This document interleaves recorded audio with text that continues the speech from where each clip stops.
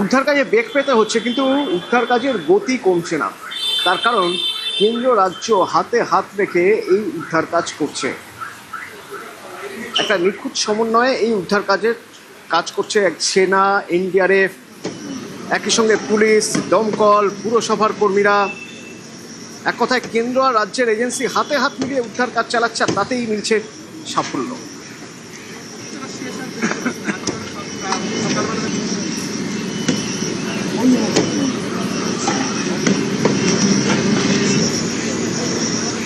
সেনা, এনডিআরএফ এর যৌথ উদ্যোগ, তাতে ভাঙা ছাদের নিচ থেকে শ্রমিকদের উদ্ধার করা সম্ভব হচ্ছে। রেস্কিউ রাডার ব্যবহার করে উদ্ধার কাজে সাফল্য।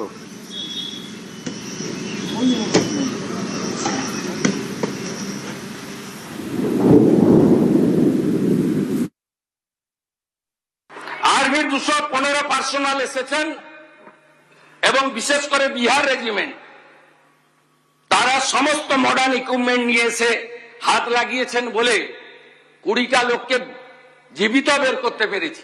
ওই লোহা পড়লে কেউ বাঁচে না। ন্যাশনাল ডিজাস্টার রেসপন্স ফোর্স, এরা তো ভগবানের দূত হিসেবে কাজ করেছে। এদের 4টে টিম, তারা এখনো না খেয়ে না দেখে না সারা রাত্রি জেগে কাজ করেছে। সিভিল ডিফেন্সের একটা কুইক রেসপন্স টিম আর 2টো কিউআরটি টিম, 26 মেম্বারের, তারা এখনো পর্যন্ত কাজ করে চলেছে। আমি তাদেরকে ধন্যবাদ জানাবো। Fire and emergency service, 6 fire engine, 36 personal, Kolkata municipal corporation, health, building, solid waste management, lighting